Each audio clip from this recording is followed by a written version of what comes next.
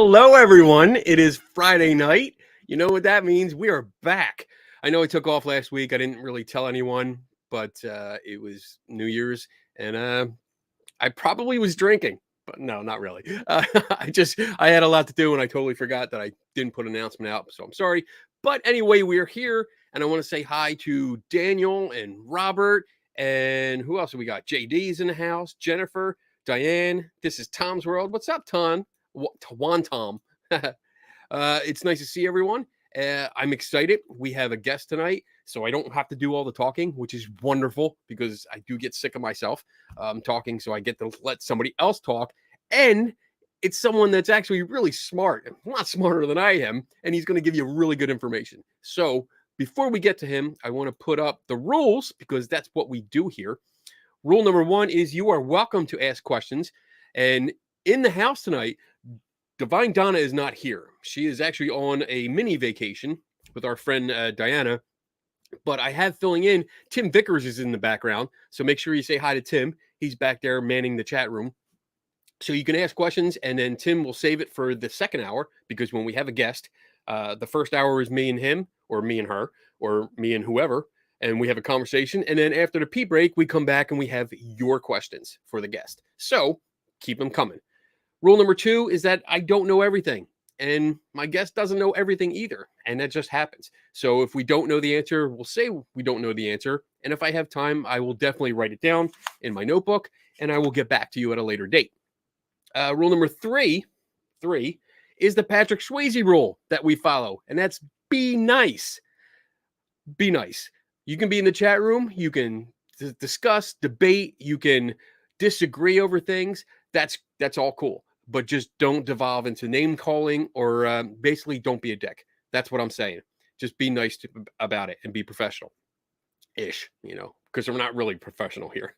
Rule number 4 is that if you do have a question, please do us a favor and put a Q in front of it. That makes it easier for Tim to find it and star it and save it for later.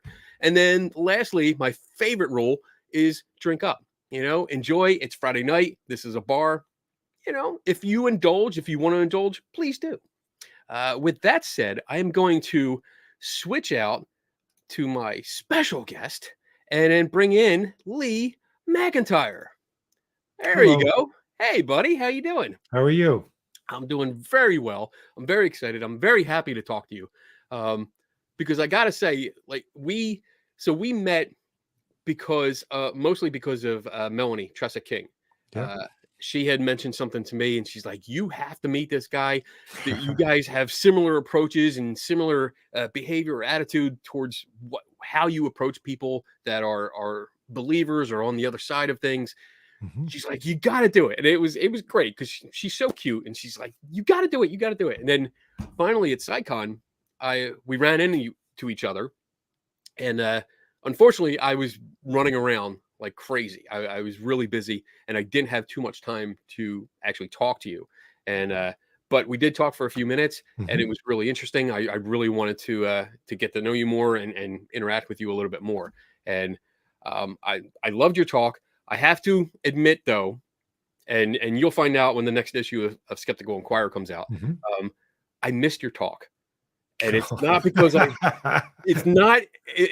have a good excuse. So I was on later that day. And my laptop, I was practicing my talk and my laptop crashed. Yeah. And I lost everything. So I was frantically trying to build or rebuild my presentation. And I was like, oh, I got to get out there. And I just didn't. It took me like 2 hours to do it. And I missed your talk. But as soon as I got back here, I was pestering the IT guys that recorded everything. And they were able to give me an audio copy. Very good. So, I got to sit and listen to it. And I was like, oh, yes. And then sneak peek, or like this might be a little teaser, but a lot of the authors for Skeptical Inquirer were asked to cover the speakers. And my article was about your talk. So I hope you enjoy it when it comes out. Nice. I hope you improve. We'll see. So that's why I had you on a guest before the article came out, just in case you didn't like it. In case I'm not talking to you later. Okay. Yeah. All right. So my first question for you, so I stopped talking, is I always ask, what's your origin story? I want to know how you got to be who you are. So take it away. Tell us all about Lee McIntyre. Yeah, I'm a philosopher, but I am a different kind of philosopher because I'm what's called a public philosopher. I was an academic for many years, taught at several universities, did the, scholarship, peer review, grants, the whole thing. And one day I decided that I wanted to start writing for the general public because it seemed to me that philosophers didn't really have enough of a voice on things that we really wanted to have a voice about and I thought could make a difference. Now, my origin story, how I got there, is that when I was a little boy, neither one of my parents had gone to college, but we always had a lot of books in the house, and they wanted me to go to college, all my siblings to go to college. And so we had the World Book Encyclopedia. And my dad said, if you read the World Book Encyclopedia, you will know everything because there's everything in the World Book Encyclopedia. And so I more or less did read the whole World Book Encyclopedia. Wow. And the parts of it that I loved, it took me 18 years, right?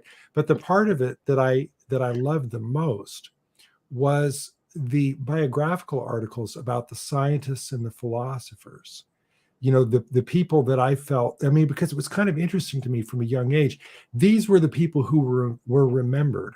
I don't quite know where I got the idea that, there were a lot of people that lived that didn't make it into the encyclopedia, but these were the people who had done something important enough that they were remembered for their ideas, not because they killed, 1,000 people or 1,000,000 people, not because they were, president or a ruler or, a dictator, but because of what they thought.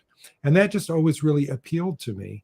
And that idea stuck with me through college and graduate school that I wanted to be one of these people who was, involved with matters of great import to the world. And academics was a bit of a disappointment because I found that the topics were pretty narrow and that I was writing mostly for people that I already knew on a first name basis. Okay. And the real spark for me was when people started to attack science and truth. And I thought, oh, come on, I'm a philosopher of science. I've got to get into this fight. Why aren't there more philosophers in this fight? So when people are criticizing evolution, or when people were, talking smack about vaccines, I thought, philosopher of science, I should have a voice here. And especially when Donald Trump came into the picture, because just the attack on the norms of truth and why truth is important. If philosophers can't have a voice on that, what good are we? And so that's when I really made the switch in my writing and started to write for a general audience, not changing what I was writing about, just opening it up so that more people could be involved. So how did you change it up? What do you mean by that? Because I'm guessing when I hear that, I'm guessing because when I read or attempt to read academic papers, it's extremely difficult for me. I'm just not that smart, and it takes me forever because I have to look up a lot of the concepts or words. Yeah. So what does that mean that you wanted to I guess focus more on the public? Well, I guess the thing is, I never in my writing want to lose the idea of audience. Why would somebody want to read this? How could they be engaged? And I know this from teaching. When people aren't engaged, they're not learning anything. Now, when you're writing professional philosophy, for the most part, the people who are reading it are other philosophers. And you all have a kind of a common technical vocabulary. And, there are there's a certain literature that everybody knows. And so in a kind of a very shorthand way, without filling pages and pages with, I don't know what they call throat clearing, you can just kind of dive into the topic. But the problem is, it's like building a brick wall with no mortar. It's just bricks after bricks after bricks. And the reason you build that brick wall is because somebody is going to attack you. And so academic writing, as you know, is very defensive. And I always enjoyed the times when I read people like Bertrand Russell, who was, a great philosopher, very, very, rigorous-minded philosopher, but wrote in such an accessible way, in a creative way, in an open-minded way to bring other people in. And that's always appealed to me as well. Not that I'm, that I've got an idea that I think is right, and I'm sharing it, in good faith, and people are going to criticize it, and then I'm going to change it, and that's okay, rather than trying to just build it and make it perfect and hope nobody attacks it, because sometimes that means nobody's even read it, but I can put it on my CV and Yeah. get it advanced. So I enjoy the interaction. I think that's where it comes from. I enjoy the interaction that I have with people about philosophical topics, and their philosophy should be enjoyed by the general public. I think my hero is Socrates. What did he do? He went out in the public square and he engaged with people, Yeah. and showed that they weren't quite as smart as they thought they were, but neither was he said, so let's examine these ideas together. That I've always enjoyed that. I like that concept. I love what I do. I love writing. I love producing videos and stuff. But I guess I'm like you. My favorite thing is to get out there in the public. I want to interact with people, and not just preaching to the choir. Although I love going to science conferences, I absolutely love it. Yeah. But I really do enjoy going to like ghost hunting conferences or UFO conferences because I like to interact with those people. It's special thrill, isn't it? Yes. I mean, to be in a group of people who don't already agree with you, you have to be sharp. You have to be ready, because those folks are underestimated at their peril. You go into a room full of people who believe in UFOs, and you don't know your stuff, you're going to get slaughtered. You think it's going to be easy. It's not. Yeah, I totally agree. Yeah. I've been in that situation. I've been to all of the big three UFO conferences, crypto conferences, and ghost hunting conferences. And you're right. If you go in there and you kind of make a statement like, "Oh, I'm a skeptic," and you don't know your shit, they'll come right after you. Yeah, they gang up on you, and it's horrible. But it's nice that we can spend time knowing our shit, like knowing what we're doing, at least trying to know what we're doing. And part of the talk that you gave, and you mentioned in the book, is that, and for anyone that's interested, I'm going to be plugging this all night because this is his book, and I just got it, and I already read the intro. That's all I got so far because I just started, and I already do love it. I'm not kissing your ass. I actually really like it. It's engaging. So, and it's my style. It's my kind of approach. So I'm really into it, and I want to know more about what you have to say. Sure. But you went to a flat Earth conference. I did. You did. You're like, yep, I did. I did. Why and what happened? Yeah. So I'm a philosopher of science, and I had been studying the problem of science denial for a decade, and writing about it, and even writing things that I thought were, for the general public, about it, kind of, well, what's wrong with this? They might think this, they might think that. Here's what's wrong with the argument, etc.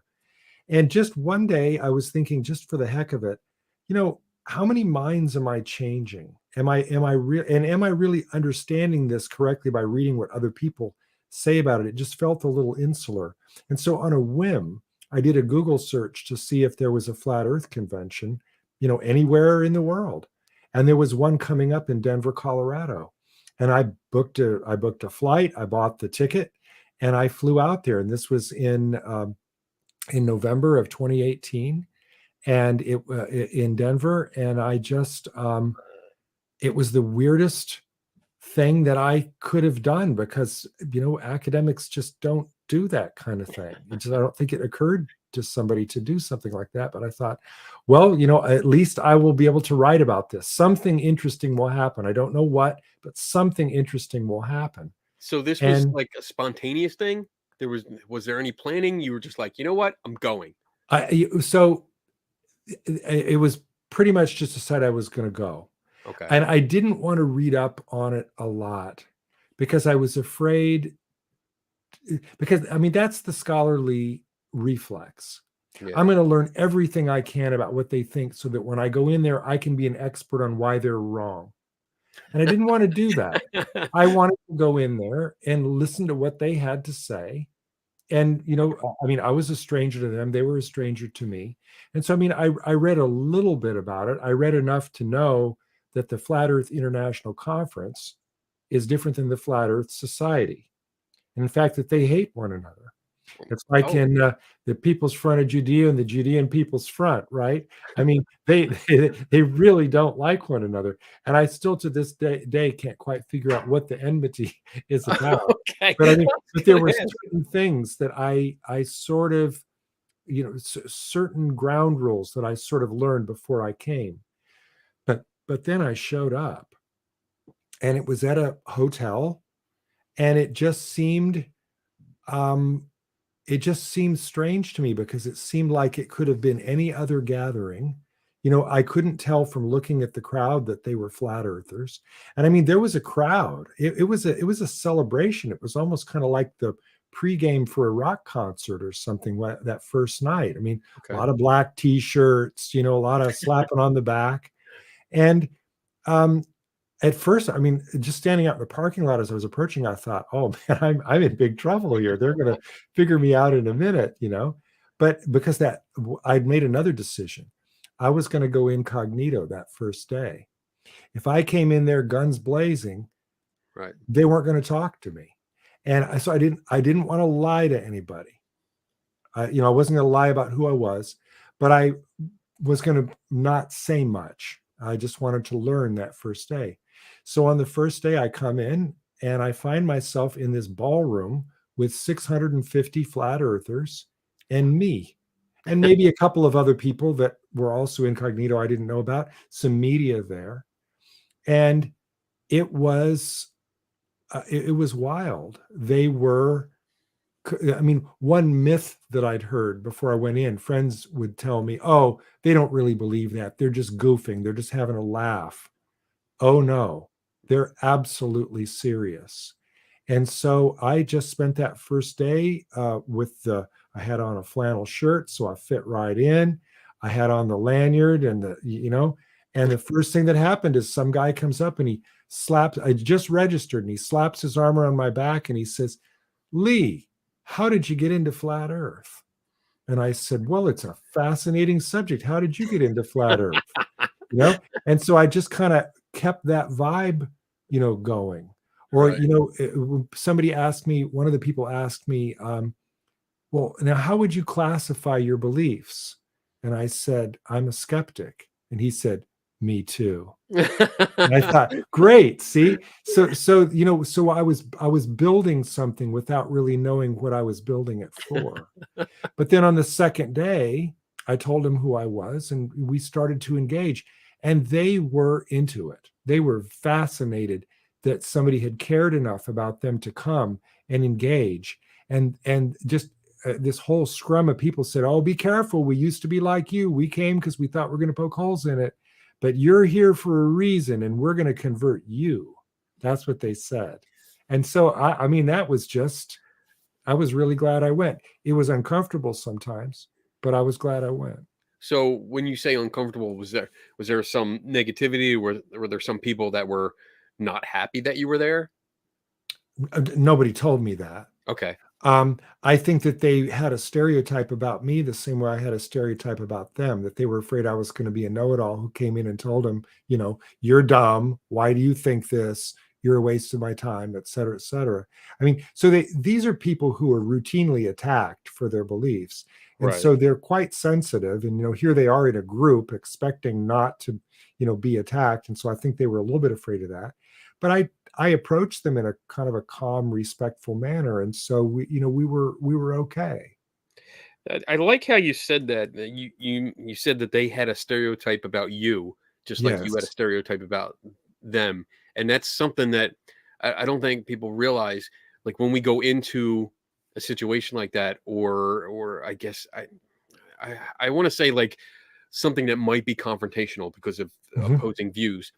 There's always that stereotype. Like we have that stereotype about the other person, but we never think about they have a stereotype on us. Like you're Yes. going in as more of a skeptical person, and they see you as like probably like I'm guessing here, but they're seeing you as, oh, you're going to deny everything, you're going to debunk everything, you're just going to refuse to believe and not listen to us. You think we're idiots. That's it. Not listen. They Yeah. expected me not to listen.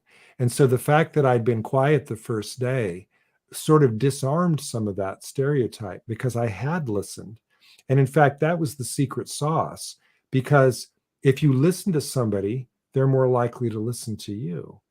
And so that turned out to be very a very good thing. My goal going in, I mean, some people afterward want to say, oh yeah, but how many people did you convince? Well, none. I mean, nobody tore off their lanyard and came out to the parking lot and said, what a fool I've been, right? Right. But the first step, that doesn't mean that it's impossible, but my goal was to get them to listen to me, to see if I could have a respectful dialogue, because that's in fact the first step. You build up these walls. And the insight that I had that I never would have had if I just stayed in my study was that science denial is not about facts, it's about trust. And that's why shoving facts down somebody's throat is never going to convince them. If they don't trust you, they're not going to listen to your facts. And so that was a big breakthrough for me, because most of the sessions, they had scientific sessions. They were about the evidence for flat Earth. And I thought, great, I evidence, show me, let's mix this up, right? And so I was a little disappointed at the quality of the evidence, to say the least, because it wasn't actually good evidence. And then, what I wanted to talk to them about, I mean, that was another decision, I guess, that I made in advance. I'm not a physicist, and so I couldn't go in there and start giving them an education in physics. For one thing, they already had read a lot of physics. What they hadn't prepared for, though, was to talk about why they believed what they believed. And as a philosopher, that's what I do. So, my bailiwick was not to ask them what they believed, but to talk about, well, why do you believe that? And that threw them a little off kilter, but was interesting for some of them because they hadn't really had anybody ask them that. So here I was, not saying you're stupid, not refusing to listen to them, engaging them, wanting to hear what they said. And then instead of saying, oh, that's ridiculous, saying, well, why do you believe that? And, challenging them in a way that they might have found interesting. That's cool. That's a great approach. And it's the nice way to do it. And it's respectful and professional. And I mean, it's the only way that works, actually. Yes. To tell you the truth. I mean, it's partially self-interest. Yeah. Because if you do it another way, you get kicked out. Yeah. It doesn't work. Nobody cares. Nobody listens to you. It's no fun. Right. And you can't have those conversations and you don't get to learn. And I mean, that's why like our philosophy here on the show and outside is to be nice, and that's what my talk was about at SHBCon, being nice and engaging, working together, talking to people, because that's the only way that really works. If we're going to preach to our choir, they're going to preach to their choir, and we're just going to talk shit about each other. There's nothing, no progress, nothing's going to get done. But I like that approach, and I really enjoyed that part of the talk. And you got into a lot more concepts that I really want to go over, because these are fascinating. Some of these concepts I haven't heard from before. So you mentioned science denial, and that's pretty much, from my perspective, that's just denying science's fact. Is that how you see it? I have a little bit more nuanced way that I think about it, because I've been challenged so many times by people that I consider deniers, who I try not to use that word in front of them. But they will say, oh, but you just think I'm a denier because I don't agree with the scientific consensus. And then I have to explain, and I had to think about that a little bit and explain finally, no, because sometimes scientists don't agree with the scientific consensus. Right. But what they have that you don't have is evidence, right? So it's not, so I'll say to them, it's not that you don't agree with the consensus. It's that you don't agree with the consensus, and you don't have evidence for your alternative hypothesis, and this is the third one, is the most important thing, you cannot tell me what evidence would convince you to give up your beliefs. If you really believe in evidence, if you really believe in science, then you have to be willing to change your mind if I give you evidence that's compelling. But that means you should be able to tell me in advance, here's what I believe. And if you could show me X, Y, Z, I would change my mind. That's honest, that's open, that's transparent, and it puts the burden on me to provide that evidence that would change your mind.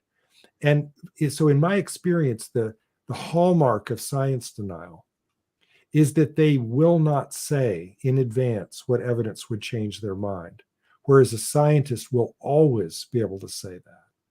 Okay. That's great. I love that. And you brought that up at the conference, right? And It's not my idea, really. It's Karl Popper's. It's really Karl Popper's criteria. Yeah, another philosopher. And what happened when you brought that up at the conference? Did they didn't have anything, or stopped him dead?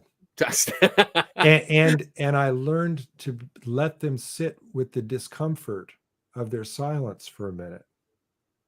There's that powerful human urge to fill the space. But every good detective knows you just let them sit there until they talk, right? And so when I would say, well, what evidence would convince you that you were wrong? And the reflex reply is, well, proof.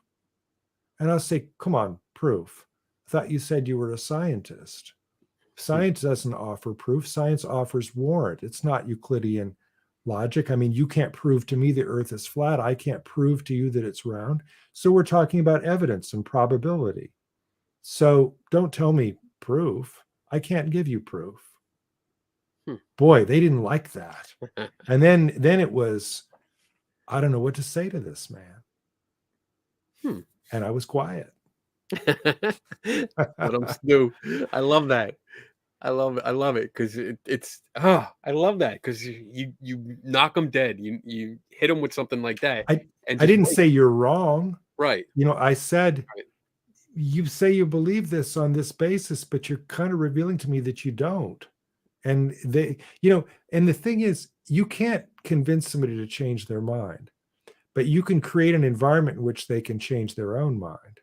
Yeah. And by asking questions in the way that I stealing from Karl Popper, I was trying to create that environment where maybe not on the spot, but maybe that night when they were all by themselves, they might think, how come I couldn't answer that question? That's a pretty damn good question. That's good. You also mentioned another term, reality denial.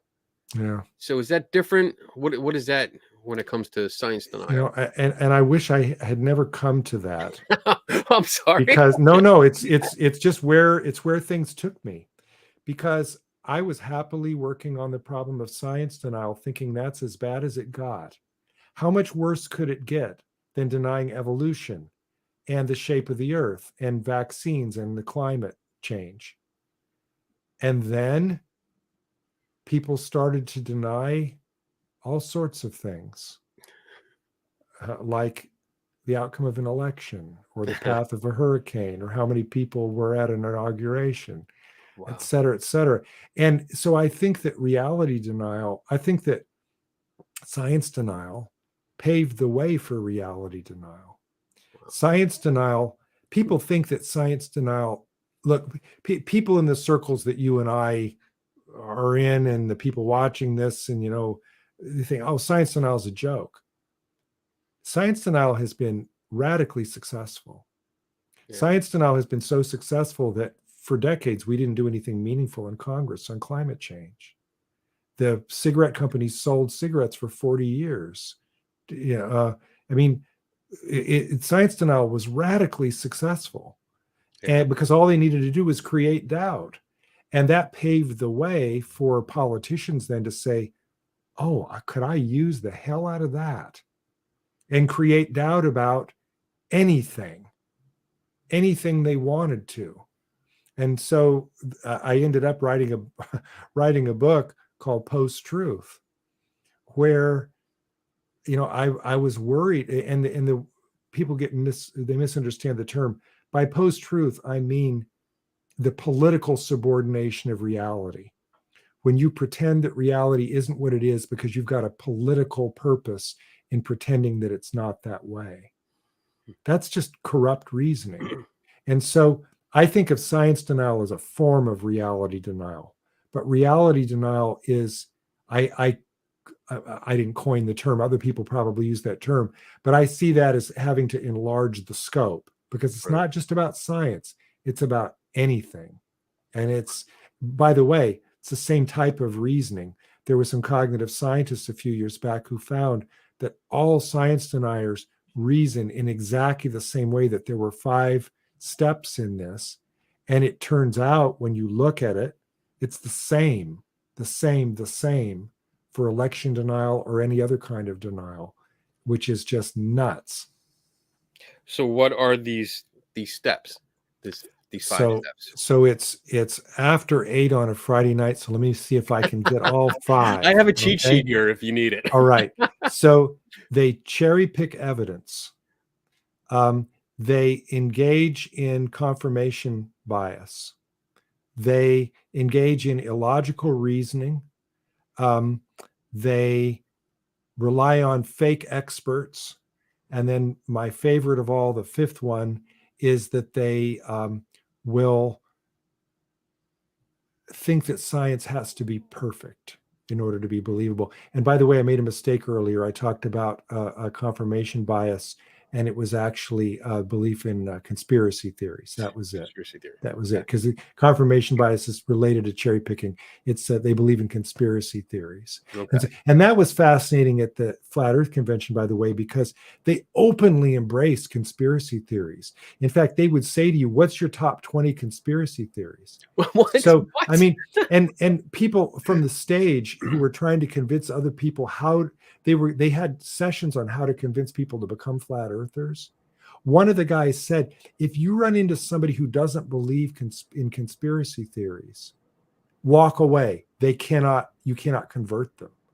So even they recognized, not in a pejorative way, but even they recognized that was a threshold step.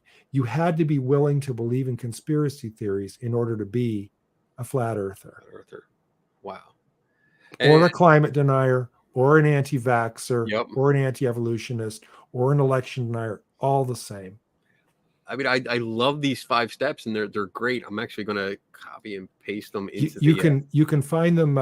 John Cook is a cognitive scientist who he didn't invent these, but he has made them famous, and he calls them Flick, F-L-I-C-C. And if you put in John Cook Flick and Google, you'll come to his website, and he's actually got a much bigger flow chart than just the 5. He's got it about 30 or 35 different, aspects of it, and has really made it a science and just fascinating work. I mean, I'm looking at these, and of course, after I heard your talk, the week after SHBCon, yeah. But I heard them, I looked them up, and I was like, wow, these are actually pretty basic across the board of what I engage with all the time. Yeah. Every time I engage with somebody, not only just ghost hunters, but people from UFO communities, Bigfoot communities, and then anti-vaxxers that I've dealt with, homeopathy promoters, they all engage in these same 5. Yeah. So that rubric has been really has really opened up my my research when I started thinking about reality denial, because I started to think, well, son of a gun, is this, and so I took an example like the fraudit, the analysis in Arizona, the analysis of the ballots in Maricopa County, conspiracy theory, illogical reasoning, reliance on fake experts. It was all there. Yeah. And then, and it's, so it's really great work. I mean, I love this kind of stuff. I love it because it's stuff that I've thought about, and I I guess I put into practice for years, but I just didn't have terms and I didn't know Yeah. it was already out there. You So get that flash of recognition. yes. You see it and you think, wow. Yeah. Once let me put it this way, once you see it, you can't unsee it, because now every single time I'm thinking, somebody tells me something, I ask myself, is that denial? I think, cherry pick evidence, engage in conspiracy. I just go through the list. Yep, there it is. I mean, hell, I'm going to put this stuff on a t-shirt and just Yeah. when I'm talking to people, I'll be like, yep, there, you're there. Okay. Yeah. Or just like, that's the subtle stuff that my wife cracks up, because I'll do certain things like that. I'll wear certain t-shirts that have like a something like this, and somebody will say something and I'll slowly like, like that. Maybe that's you. So yeah, I think this is definitely going on a t-shirt. The most popular t-shirt at the Flat Earth Convention was one that had the NASA logo, but instead of NASA, it said liars. Yeah. Oh my. Yeah. Poor NASA. Yeah. They get so much crap. They do. So you also touched on something else. You touched on the backfire effect, which is something that I've talked about before, but you had a different take on it than what I'm used to hearing. So can you talk about that for a little bit? Yeah, the backfire effect is a really fascinating piece of academic research published in 2010 by Brendan Nyan and Jason Riefler, in which they found that amongst people who were partisans, I mean, they already knew that they were partisans. If you presented them with false information that fit their partisan views, and then you provided them with correcting information to that, that the thing that you'd given them was really not true, and you could prove that it wasn't true with sources that they recognized as being good ones, there were a certain stubborn percentage. So it didn't change their mind. Okay. That finding held. What they found was something even sexier. In a very small percentage, it not only didn't change their mind, it made them double down. That is, they treated the refuting information not as refuting information, but as confirming information. Now, that's a perverse effect. And if it's true, it's scary as hell. And the New Yorker and the Atlantic and, different places ran, maybe it was the Atlantic, it was a New Yorker, I forget who the other one was, but they ran cover stories on this. Do facts change our mind? They were worried about this, because if the backfire effect is real, it means that in trying to change somebody's mind, you could be causing damage. You could be making, you're trying to do a public service to give them facts, but all you're really doing is hardening their false beliefs. Few years later, they found that the backfire effect was not reproducible. So, which is very interesting, right? Now, that doesn't mean it was fraud. It wasn't fraud. It was just not reproducible. It was a small finding from the beginning. And I have to say, in defense of Nyan and Riefler, it was not their major finding. Their major finding was that contrary information to somebody's belief doesn't change their mind. And it doesn't. It was the backfire, the make it stronger. That's what wasn't reproduced. Okay. Now, the reason this is great news is because it means that you can't hurt anything by engaging with people and trying to change their mind. You can do it stupidly, right? If you go out there and you're angry and you're mean and you insult them and you ridicule them, you've got no hope. But it means that you're not going to make, even if you do it badly, you're not going to make their beliefs worse than they already were. And then you haven't asked me, but I'm just going to fill in. After the backfire effect, there's another piece of research done in 2019 by Cornelia Bache and Philip Schmid that was absolutely brilliant. And I joke with my friends that I could have read this if my hair were on fire, because it provided the first empirical evidence that you could actually change science deniers' beliefs. one of the ways you could do it, and so they found no backfire effect. One of the ways you could do it was through factual content. Surprise, surprise. Wow. But another way was through the 5 tropes of denier reasoning. That even if you weren't a scientist, even if you weren't an expert on climate change, if you could study those 5 tropes and learn how they were reasoning, you could use that to convince them. So that, I mean, for me, that was a game changer. That was when I started to write my book, How to Talk to a Science Denier. I went to Flat Earth before that paper was out. So I'm really proud that I was doing, technique rebuttal before it was validated in the research. And I joke too that maybe that, I'm suffering from confirmation bias myself. That's why I liked it so well, right? but it really means that we all should be out there fighting science deniers, because it's now been empirically shown that this is possible. And if we don't do it, we're deniers. We're denying what Bates and Schmid have shown, which is that a statistically significant number of science deniers will change their mind if they engage in trusting conversation with people who take the time with them. Isn't that incredible? That is phenomenal. That is the road to success. Trusting, personal, engaging, caring, patient conversation will make a difference with a statistically significant number of people. Won't get all of them, but it will get some of them. So why aren't we out there all doing it? Yeah. Why? Why, people watching this? Why aren't you out there? You can do it. So how do we do it? If we're not scientists, I'm not a scientist. I can't sit here and talk about physics. I mean, I can try to bullshit my way through it, but you're gonna know. Don't do it. No. So if I'm not a scientist, how do I go about doing that? How do I approach this?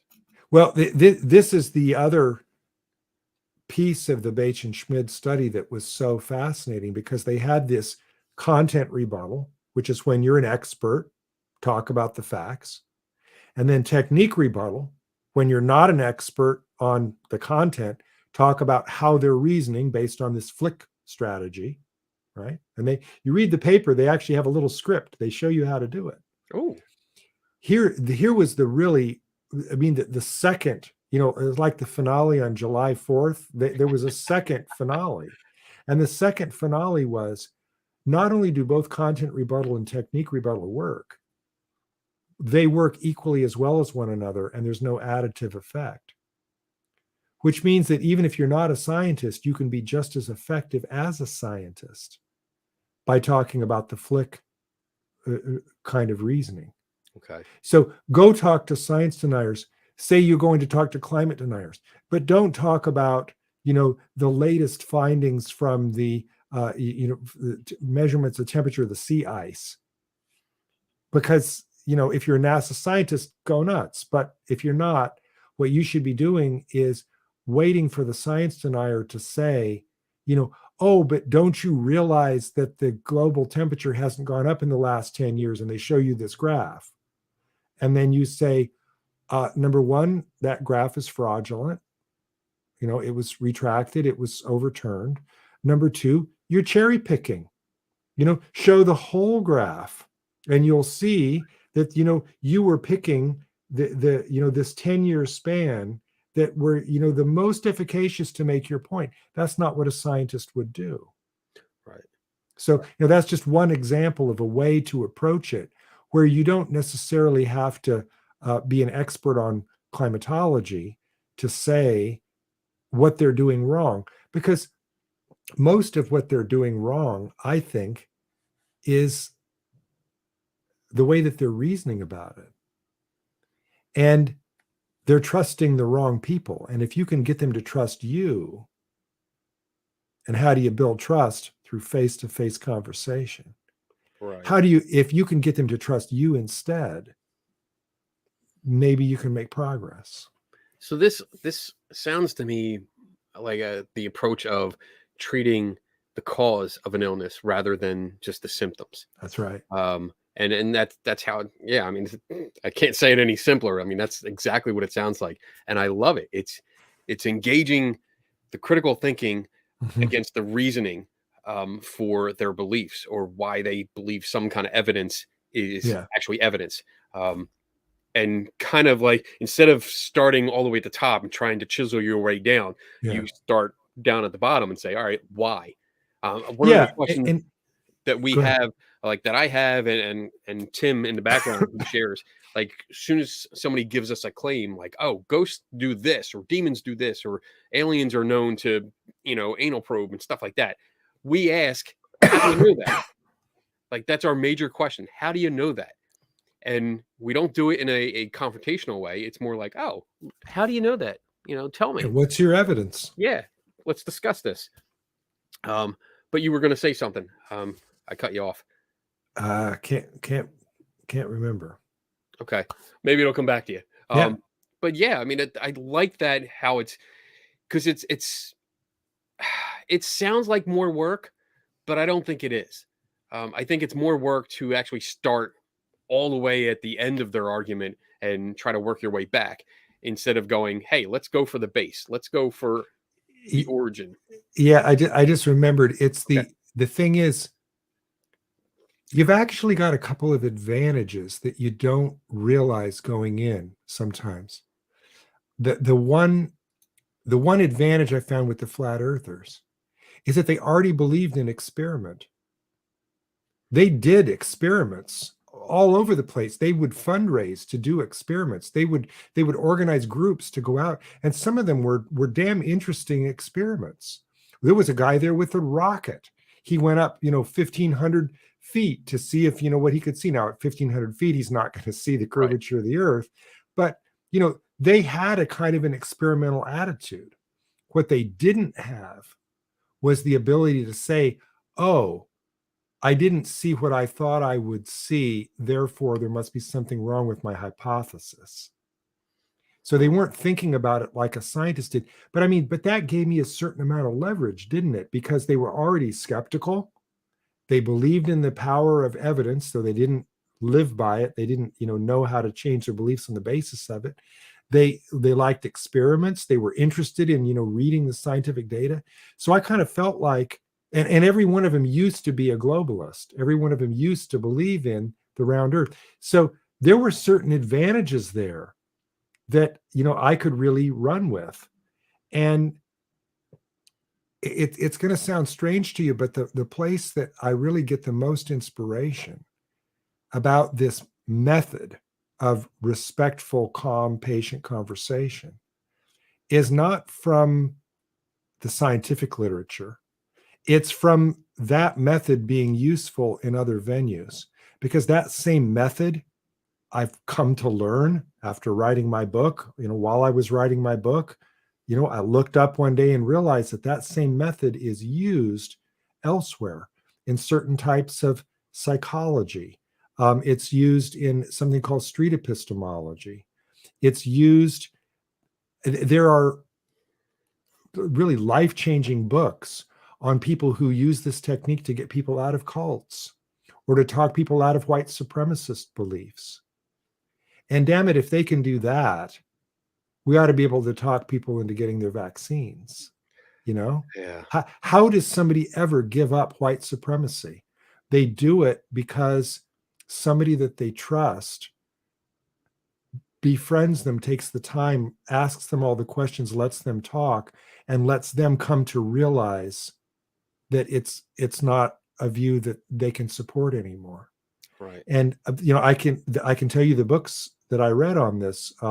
One is called Rising Out of Hatred by Eli Saslow. Life-changing book, Rising Out of Hatred. Another was, I don't know if he's got a book about it, but he's got plenty of YouTube videos.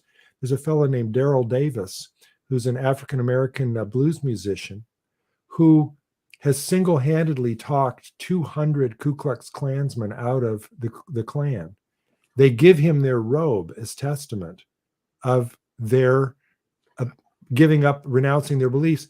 And he does it through friendship.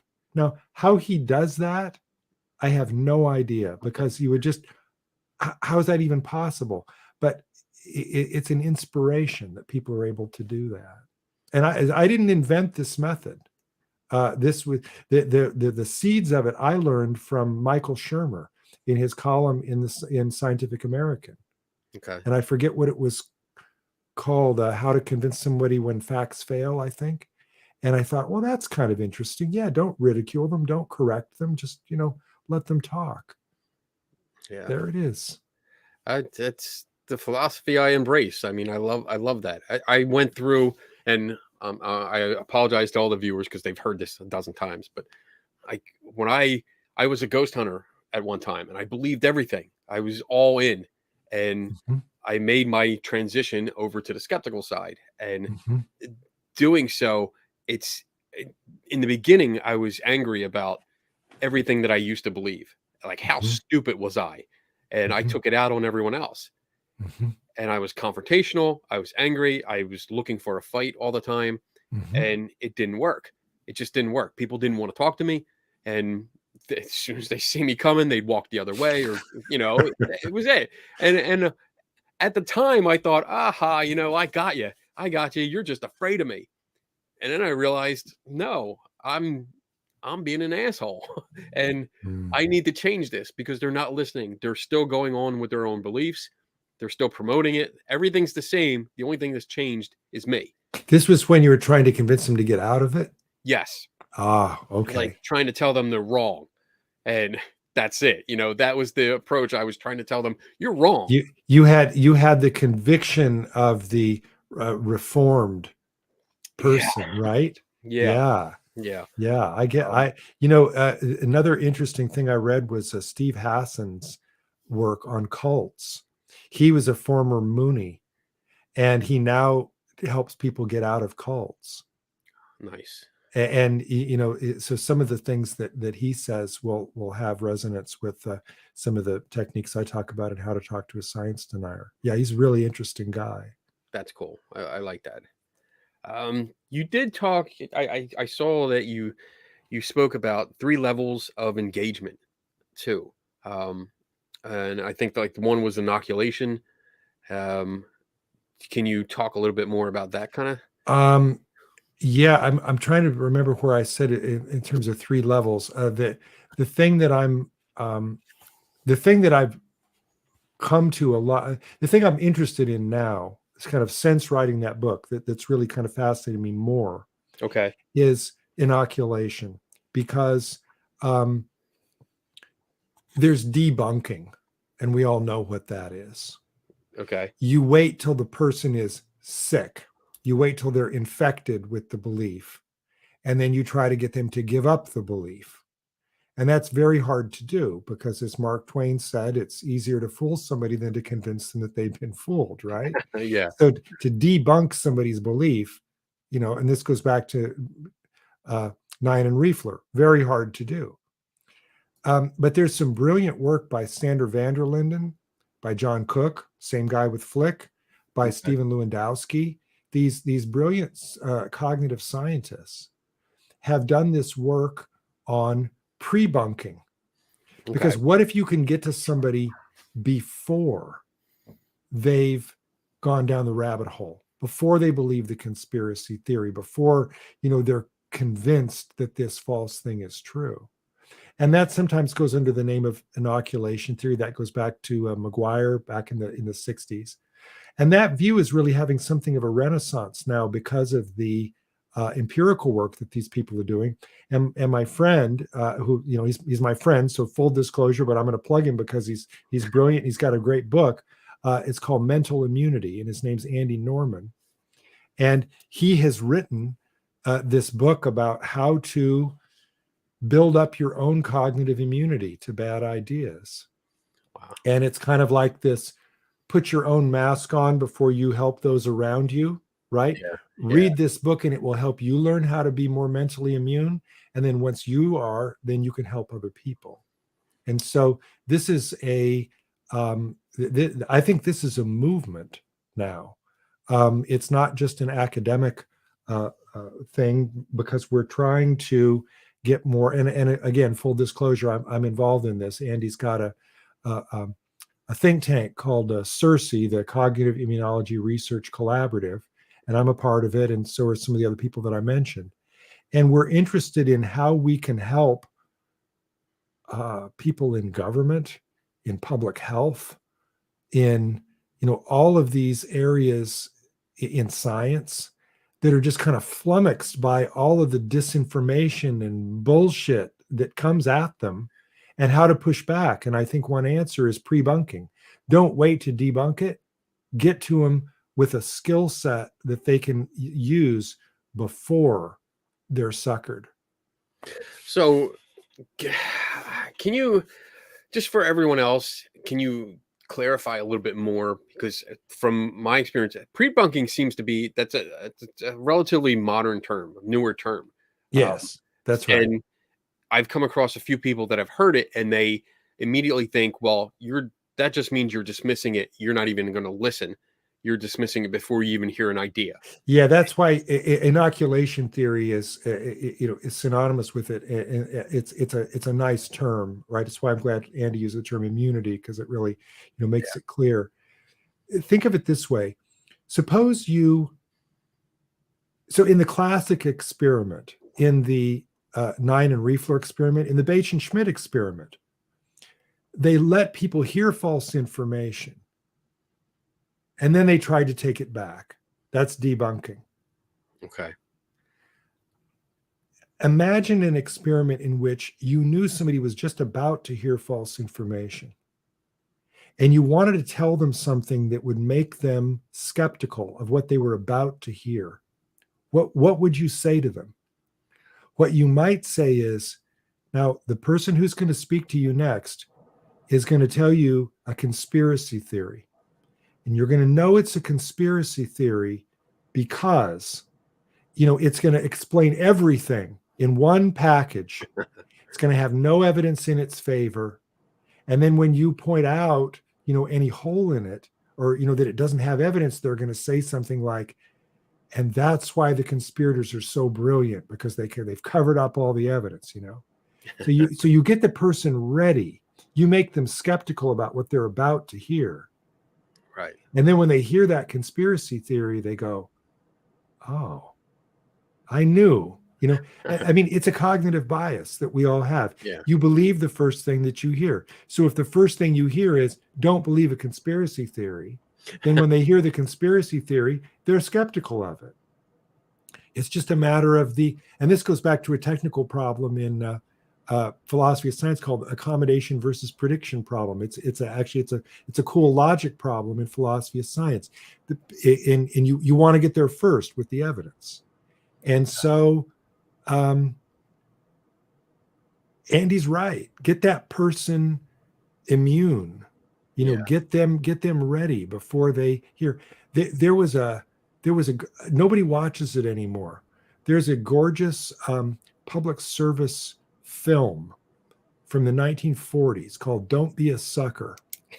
You can put that in Wikipedia. Don't be a sucker, and I think there's even a link to the film. And because the U.S. government was trying to figure out how to keep fascism from spreading in the United States. Because fascism, they've got an answer for everything. These are your enemies. They're taking things away from you. This is why you have grievance. It is very seductive. They had to get there first. And this was their inoculation message. And it was super effective. Wow. So you ought to take a look at that. No, yeah. So few people have heard of that. And I remember when Andy was first starting CSIcon, I said, watch this public service ad. It's not an ad, it's a film. Yeah. It just, okay. And despite the fact it was done by the U.S. government, it was really well done. That's good.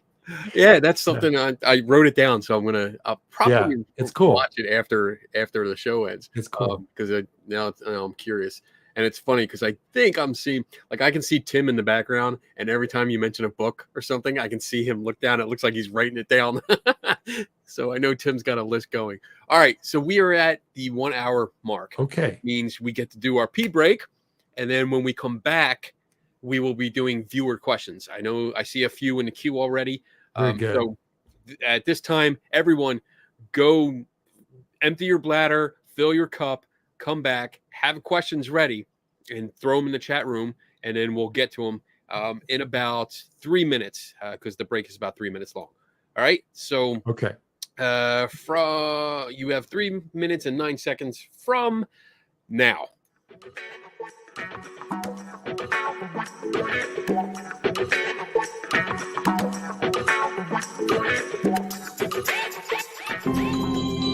Do satanic cults lurk in the shadows? Can memories of satanic ritual abuse be repressed? Do exorcisms really drive out demons? And are those demons always possessing Zach Baggins? I'm JD Sword, the Satanic Skeptic. Join me on The Devil in the Details as I examine these questions and more, bringing a skeptical and satanic perspective to the paranormal. The Devil in the Details, available on Apple Podcast, Google Podcast, Spotify, and more. Jetham for us. Jetham for us. Hail Satan. Hail Satan.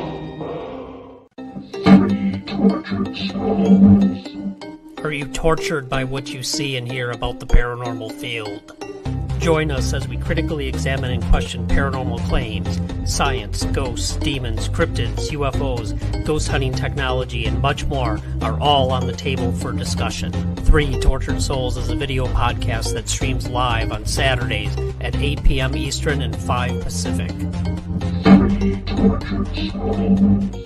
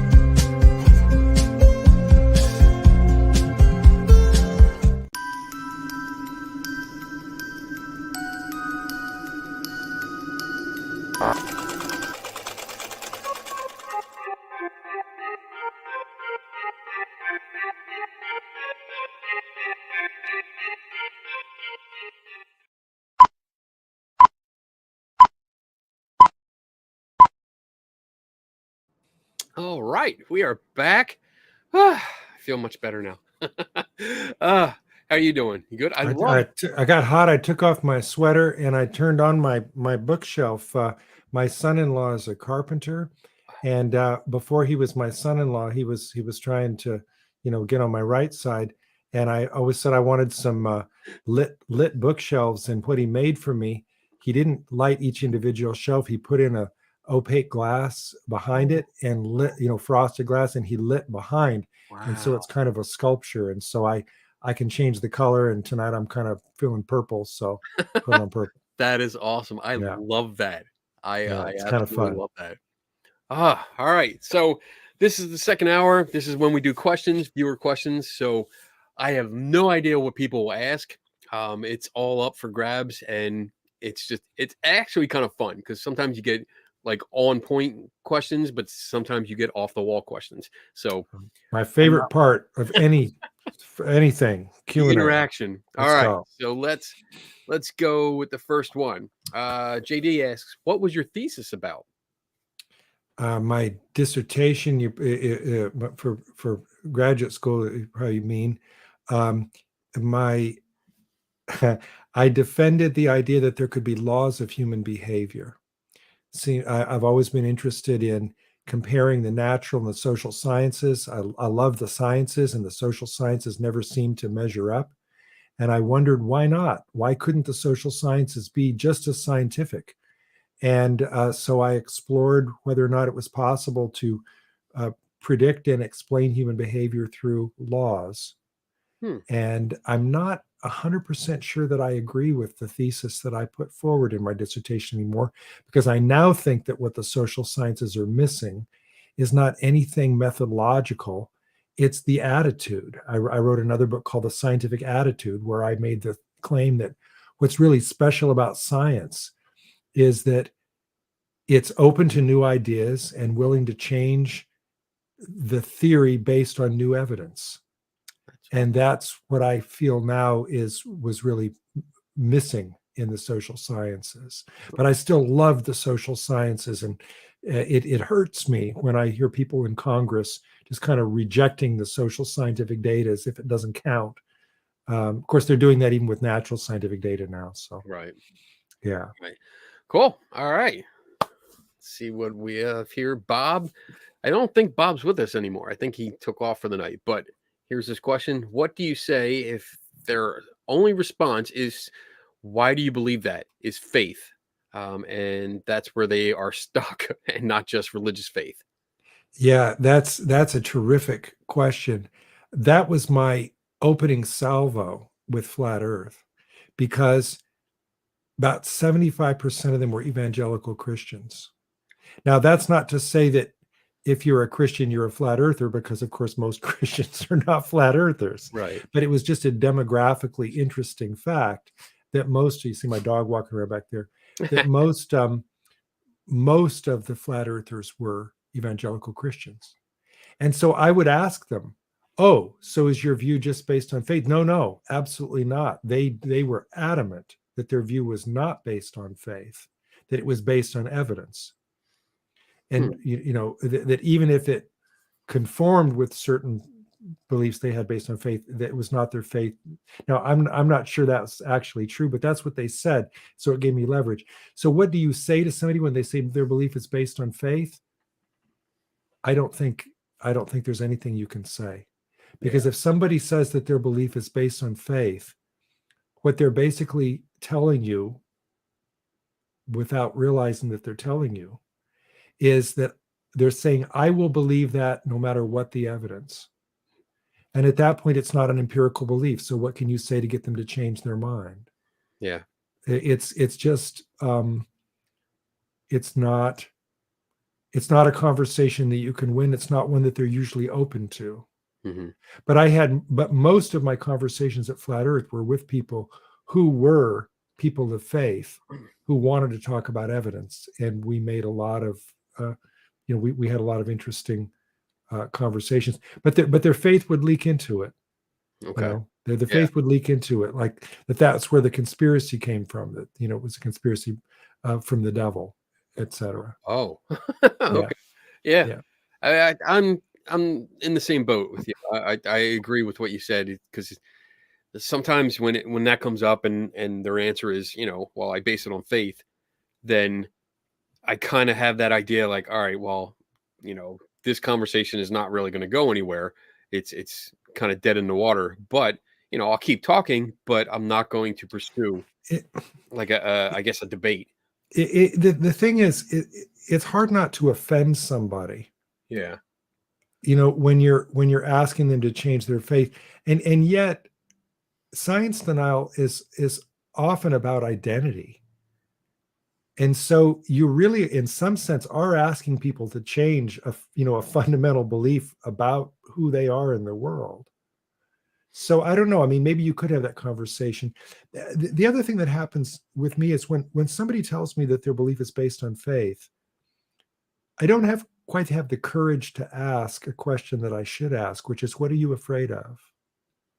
Oh, I ask that question. Because faith, when they say that their belief is based on faith, I think that usually means that they're afraid of something, that they're afraid to analyze it, they're afraid to question it, because if they question it, something might come out that they don't like. And so I mean, it is a fair question. It's just a hard question to ask. What are you afraid of? In some cases, the answer is, I'm afraid to die, or I'm afraid not to exist, or I'm afraid I'm going to go to hell. And if you really want to go there and have that conversation, I think that's probably a conversation worth having, but you got to be ready for it. Mm-hmm.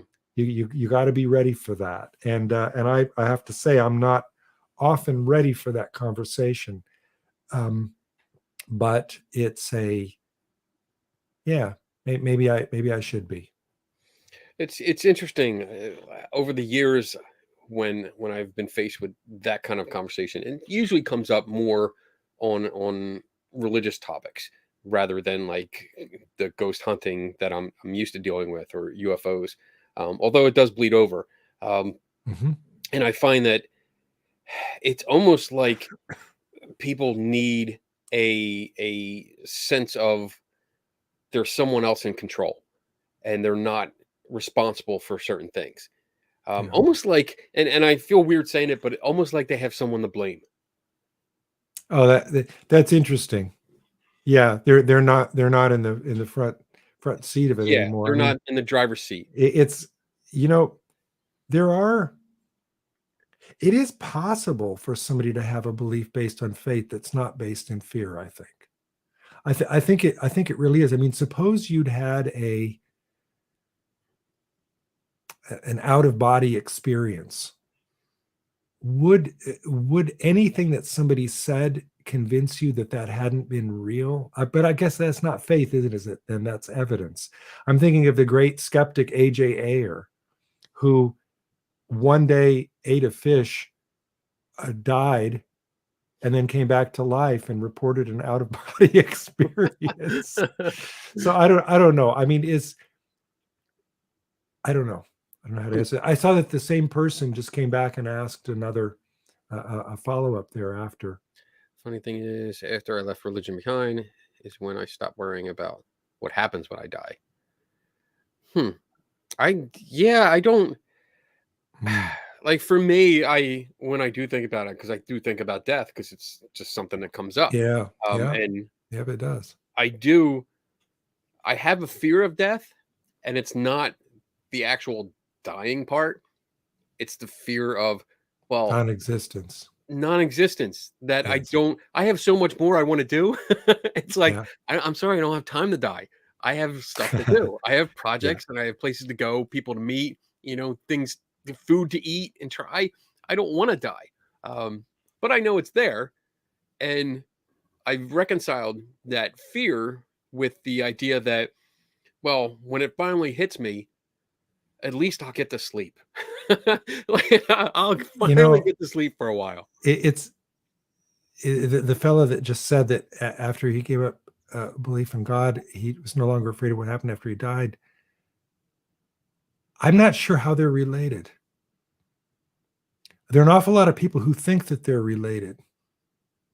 Dawkins certainly thinks that they're related. He thinks that if he can prove to you that it's irrational to believe in God, then it's irrational to believe in an afterlife. I'm not sure those two things are related. And I'll say, we're past 9 o'clock on a Friday night, so we're going to get a little expansive here. All right. I'll say that I've thought a lot about death and what happens to you after you die in the last few years, because I had cancer. And as a philosopher, you're supposed to be ready to think about anything and, use the tools you have. I was not ready to use my philosophy to think about it. And it was really tough for me to come to terms that the form of cancer that I had was aggressive and quite dangerous. I'm in remission now. Just yesterday, I celebrated my 3rd year in remission, which we don't use the word cure, but it means that they'll sell me life insurance again. So that counts for something, right? But here's the thing that happened to me. And it kind of did come from philosophy of science. I learned not to be afraid of uncertainty. My whole life, certainty was the side of the pool. certainty, put your hand on the side of the pool and then you can't drown. And all of a sudden the side of the pool wasn't there. And what was I going to do? Right. So when people are diagnosed with cancer, they will look for anything to make them feel safe. They just want to know, they want the answer. And that's why you get up at 2:30 in the morning and you Google and you find out Google is not your friend, because whatever reassurance you think you're going to find, you are not going to find. It is never ending. And so the only way to deal with uncertainty of that type, of the existential type, is to let it go and to realize that it cannot be had. And the life-changing advice that I got on this was from my childhood friend who is an outlaw biker. I grew up in a rough neighborhood and, known him since he was 10, and we're like brothers. When I got sick, he came out to take care of me. And one time I was sitting out there on the couch and he was playing the bass. And I said to him, how can I live now when the future is so uncertain? How can I ever be happy? And he said, that's why you should be happy, because the future is uncertain and this may be all you have. And that's the kind of thing that you can hear and you can think, yeah, that's right, but you don't feel it. You don't live it. But in walk after walk with my dog and year after year thinking about it and having to take a test every 90 days and just face it, I finally was able to, I want to say not worry, because I do worry. I mean, you should have seen me yesterday before I got my test result, right? Sure. But uncertainty I've learned how to accept uncertainty more than I did before, which means, and I'll close the circle here, we go to the next question if you like, but it means that I am no longer prepared to say that I know what happens to us after we die. I don't believe in God, but I don't know what I believe about the afterlife because there are no data. There's no rational thing to believe. How do I know? I mean, I always wanted to ask Dawkins, he thinks that he can show that the most rational thing to believe is that after you die, you don't exist. You're just in the dirt, forever. He can explain this world with no God. Why couldn't you explain the next world with no God? Why couldn't the human, I believe that humans are shot through with hubris. And I just am too curious, and the world's too big of a mystery for me to think that the little tiny human brain can even comprehend what happens. I don't know what happens. And uncertainty can mean that maybe things are worse or maybe they're better, but I really don't know. And I'll find out someday, or I won't. But until then, I'm super glad to be here and really glad that I just had a birthday, because how you always kind of hate birthdays? Birthdays are awesome, right? Because compared to the alternative, it's really good to have a birthday.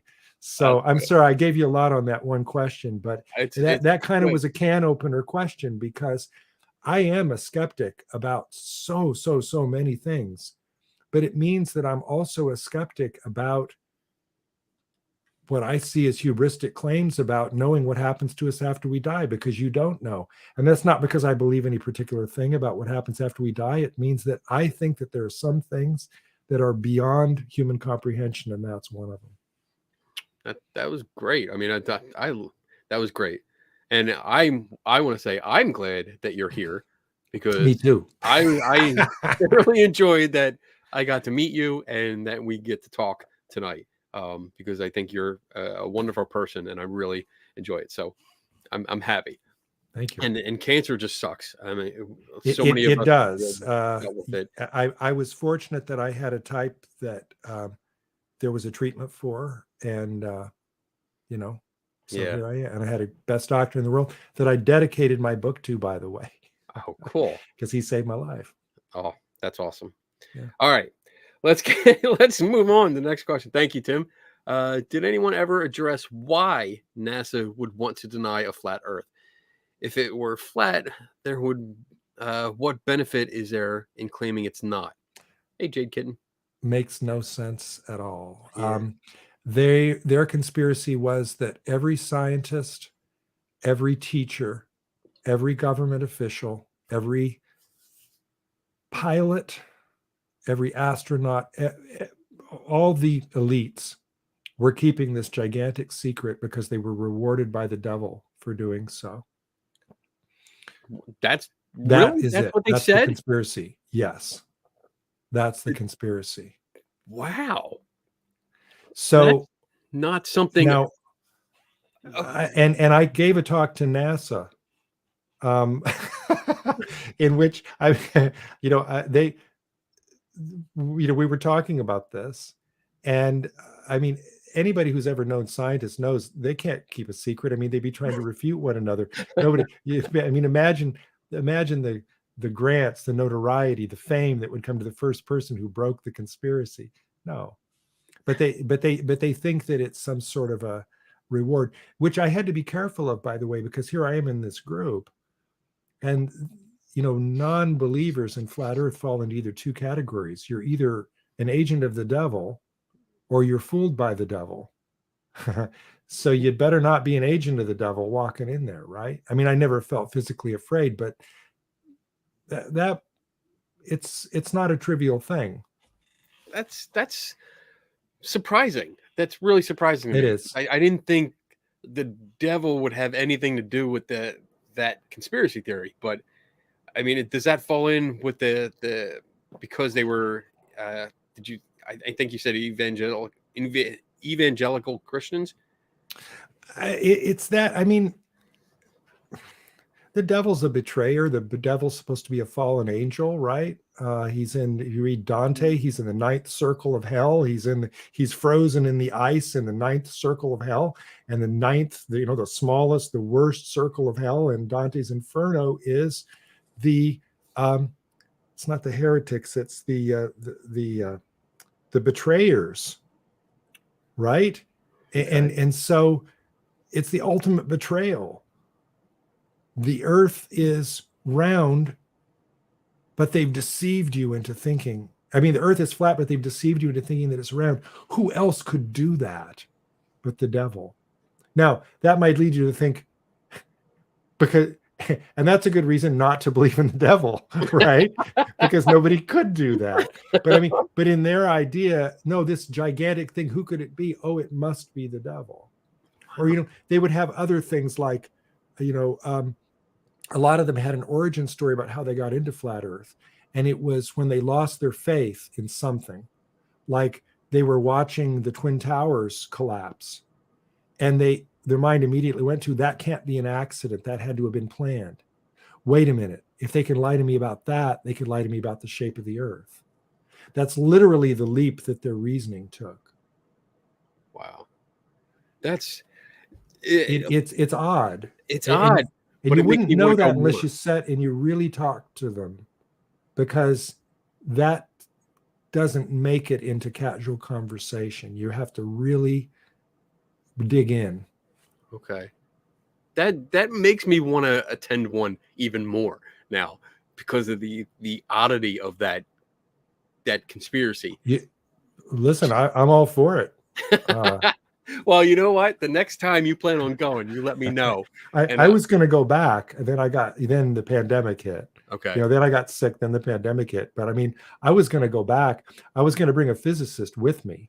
In fact, I talked a physicist into it. He had built this brilliant guy who's a technical, I forget the kind of physics that he does, but it's he's very technically adept, and he built a model of flat Earth, a computer model based entirely on flat Earth assumptions. So he didn't even put any physics in it. He just built it based on what they said. And you walk in and you look up, and it's not what they say you should see. Now that's really interesting. That's cool. Yeah. And so he was going to go and do content rebuttal, and I was going to go do a technique rebuttal, but we never got to go because of pandemic. And then now, yeah, okay. Yeah, I should go back someday. If you go, I will go with you. Okay. Though they kind of don't like me now. So now I'm not sure I get the good reception. Flat Earth. They were going to take a cruise to the edge of the earth because they think there's an ice wall. They think Antarctica is not a continent, it's an ice wall. So they were going to take a cruise to the edge of the earth. So I heard about that, before I came up here, when I was one of the guys I was working with about 2 years ago, he had heard about that cruise and he kept bugging me. He's like, I want to go. I want to go. And I mean, he doesn't believe in the flat earth, but he's one of these guys that likes to joke around and tell me like every day, he's like, oh, I'm going to convert you to flat earth. Or he would tell all my colleagues that I believed in flat earth. Like that's the kind of prankster he was. Well, I've got some T-shirts you could wear to spoof him. So I went, you know, at the SHICon Halloween party, I went as a flat earther. I brought all my flat earth lanyard and my T-shirt and all my swag that I bought at the swag fair, and I went as a flat earther. You can ask Melanie about it. I still want to go. I don't see anything planned for 2023 yet, but I'm going to keep up on this, and because I'll let you know. Okay. Right. So Jade Kitten follows up asking if so they are 99% religious because otherwise no devil, or what? How did you find like the religious aspect? Did you? I just asked them. Okay. I mean, I was looking for something to explain it. What other conspiracies did they believe? I mean, you know, you could tell right away. I mean, there's certain questions you can ask, certain questions you can't, I suppose. But I mean, I was just looking, trying to figure out. You know, they didn't look any different than any other crowd that you could be in. You know, right. Men, women, young, old, all races. You couldn't get a handle on it. You know, why? And so, you know, I would talk to them about their other beliefs. There were definitely secular flat earthers, but there were also religious flat earthers. One guy, one of the most interesting religious flat earthers, he told me that he said that he believed flat earth based on the evidence, but he also said that he was comforted by the fact that flat earth explained for him Noah's flood. Okay. So, you know, so there was that. Okay. Look, I don't think you can dismiss 99.999% of Christians are not flat earthers. So if you think that, you know, you're going to use that against the flat earthers, it's not that's not your leverage point. Okay. I just and they'll say they don't believe it on faith. Maybe some of them do, and they just don't know. There's an interesting book coming out later this year, I believe, by Ashley Landrum on flat earth. She's a psychologist who studies flat earth, and I really can't wait to read her book. Okay, cool. I think she might have been at the conference. She was at one of them. Ashley Landrum, Landrum. She's at Texas Tech. She was at one of them. I'm not sure she was at the same one that I was at, because we were all kind of maybe hiding from one another. You know, are you one? Are you one? All right. Let's get next question. JD, what obligation does society or a government have in educating its citizenry, in critical thinking or information inoculation?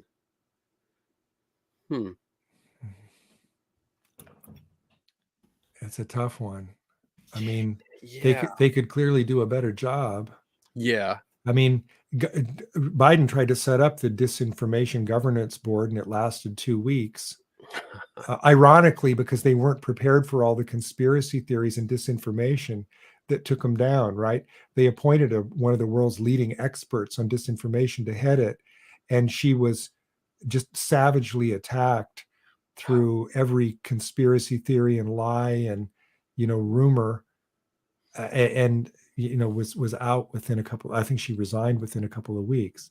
So I mean, the government. Look, I think not only does the government have an obligation, I think if we don't do something about disinformation, it could threaten not only science but democracy itself. That's what my next book is about.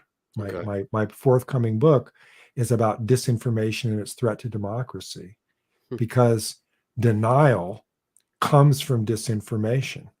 Denial is not an accident. It doesn't just somebody wakes up one day and says, God, those Jewish space lasers must have started the California wildfire. They're fed that as disinformation by somebody who benefits from creating a bunch of people who believe a falsehood. Yeah. And so disinformation is evil, and it is rampant, and a lot of it is due to foreign intelligence services. And that sounds like a conspiracy theory, except I've got the goods. I've got the footnotes to show them where they can read about this and find out that this is actually true. I'll give you an example. You heard about the idea that the COVID vaccines had microchips in them. Well, yeah. How many people believe that and didn't get the vaccine and died? We'll never know. But do you know where that came from? Do you know where that idea came from? The chip? No. About the chip, the microchip? No. Russian intelligence. Russian intelligence did it's the SVR. It's not KGB anymore. They're broken into different silos. The SVR is responsible for foreign disinformation, and they created that story, published it in an English language propaganda arm called the Oriental Review, published it in April 2020, 1 month into the pandemic, that said any future Western vaccines would have a tracking microchip courtesy of Bill Gates, who held patent 666 on the technology. Oh, God. And a month later, 44% of Republican voters believed it to be true because everybody shared it on Facebook and Twitter. That's how dangerous disinformation is. Where did it come from? It was a disinformation campaign from Russian intelligence.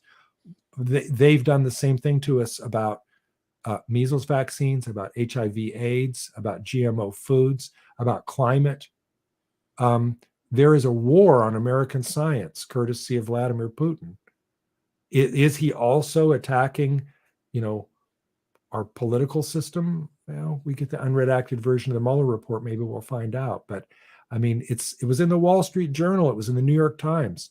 This is part of what they do in their troll farms in Russia. They figure out how to exploit weaknesses in belief in Western society and take down our truth-telling institutions. Very dangerous stuff. Yeah. So JD, I think it's up to us. It's up to us to help educate the public. I'm trying to get the word out to as many. I mean, I've given talks for as many different government agencies and as I can to tell them there are answers to these questions. Yeah. But there's no systemic thing. I wish they'd make a film like Don't Be a Sucker.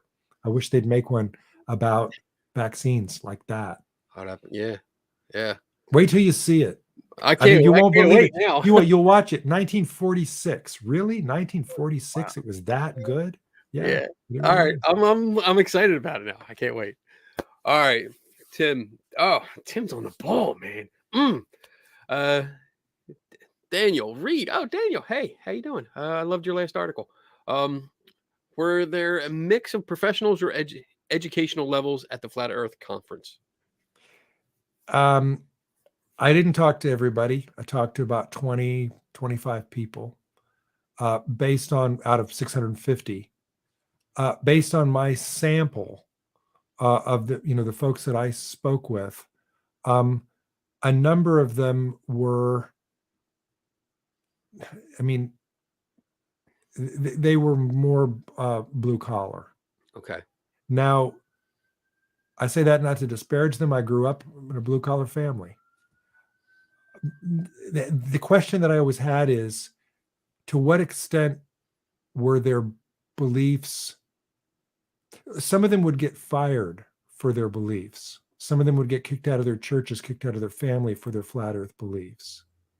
And so, is it a question of, if you were a flat earther, could you get a job as a doctor or a lawyer? Could you get a job working for the government? I'm not sure.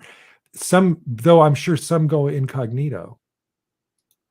Yeah. But it did seem to me that they were kind of overrepresented.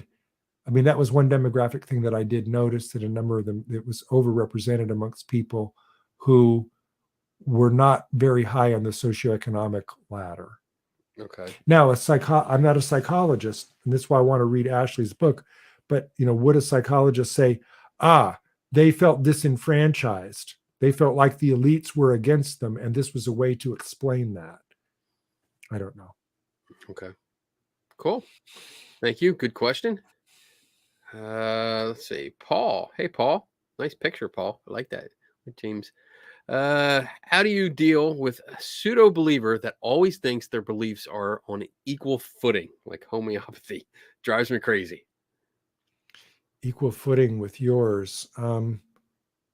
I mean, one thing is to probe why they think it's on equal footing. Do they think that because neither one of you can prove it, it's all open? I mean, you could try to out crazy them, I suppose, right? Like that. And try to bring up something else that was on equal footing. Right. Well, but I believe in homeopathy, but everything has to be pink, and you have to do it with one sock on, and you have to say a little ritual before you do it. Is that equal footing? And they say, no, that's crazy. Yeah. Yeah. Yeah. There you go. What I mean, you could ask what their criteria is. I mean, surely you could. I mean, a million people have done the tests, right? I mean, homeopathy. This is the one where it's diluted by 1,000,000, and then diluted by 1,000,000, and then diluted by 1,000,000. I mean, you could. You could put arsenic in there and drink it, and you'd live. You'd live because there's no arsenic. Because there's no arsenic in it. Yeah.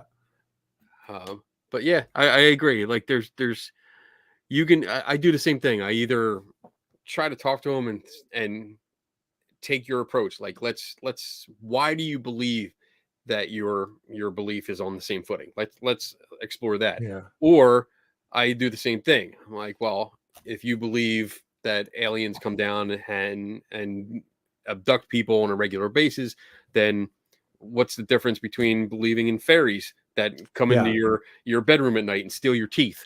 The idea that their beliefs are just as good comes from this double standard of evidence.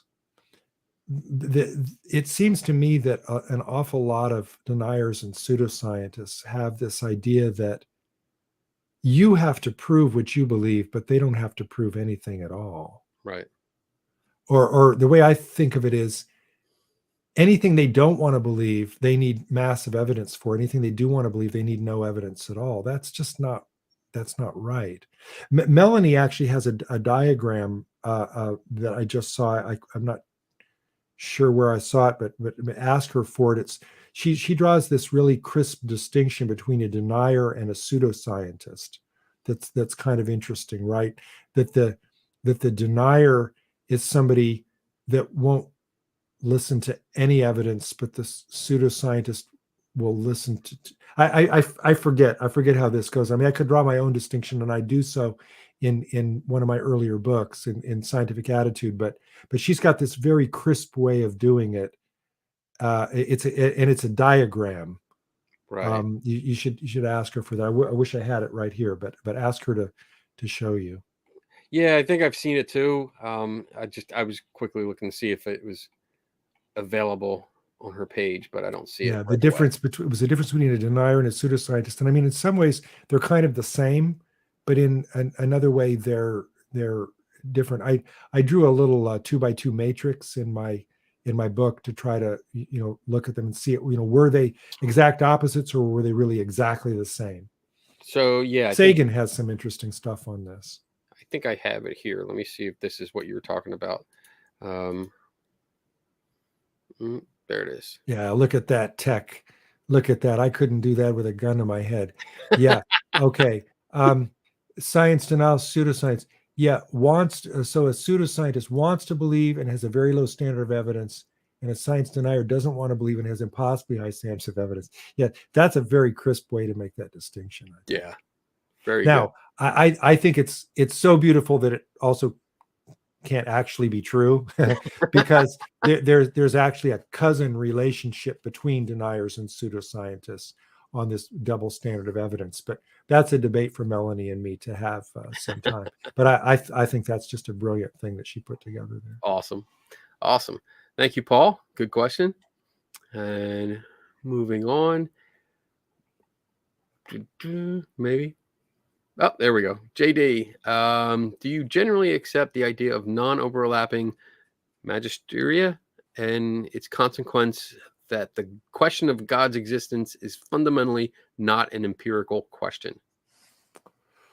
Non-overlapping magisteria. I know that word and that phrase, and I know that I should know where it came from and everything about it, but I don't.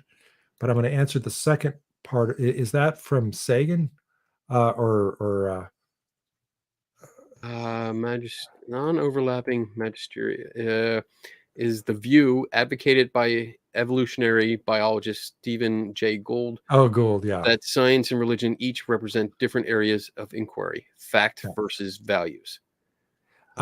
Well, that would be okay if they stop stepping over the line and saying all these things about evolution when it's actually an empirical topic, right?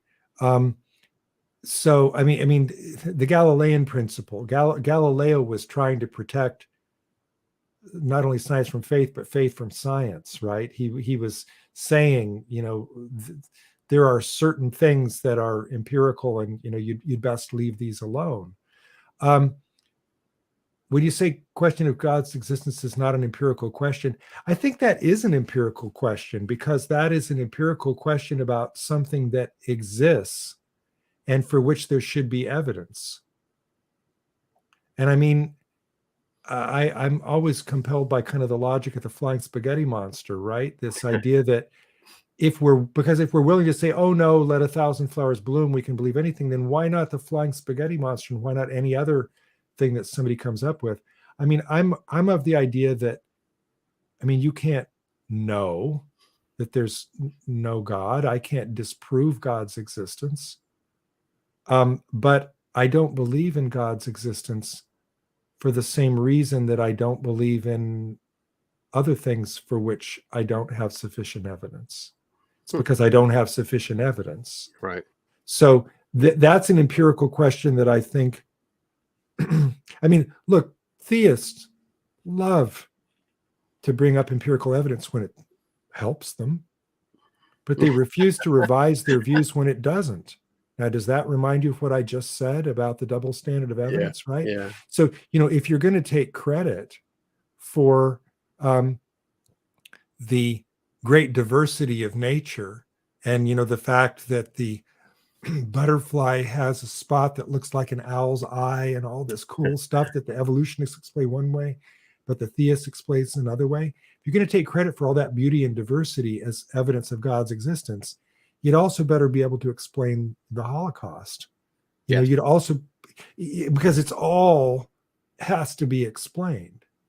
It all has to fit. And you can't just cop out and say, well, accept that, right? Right. So it's the fact that it's the way that it's reasoned about that actually kind of offends me, because it's an empirical question. And I have a lot of friends who are have theist beliefs, and people who are smarter than me, and I have no quarrel with them, but I don't believe what they believe because I don't understand the evidence that they're marshaling for it.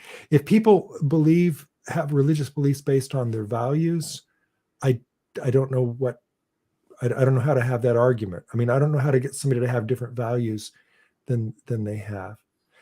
I draw a sharp distinction here. I've never written on this, so I'm just going to freelance. Yeah. I draw a sharp distinction, though, between the question of God's existence being an empirical question for which there should be evidence, and what happens to you after you die being an empirical question for which there is zero evidence. I think that's a relevant distinction, because I've looked.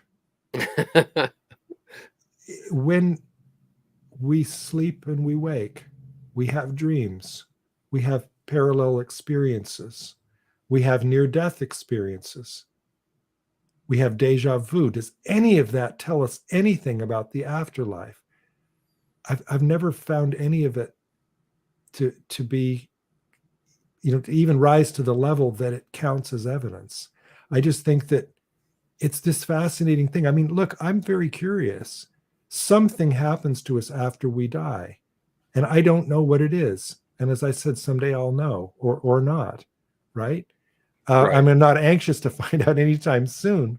But I guess I got this sense of mystery from my mom. My mom passed away at the age of 96 a few years ago. And she never went to college, but she was so brilliant and so thoughtful and so curious about the world. She would take me as a little kid, wrap me up in a blanket, and we'd run outside and look at the stars. And, and as I got older, I would say, what are the stars? And she'd say, they're suns. They're just very far away. And then I would say, this conversation was, almost 60 years ago. But I mean, I would say, does that mean that they have planets? And she said, probably. Just nobody's found them yet.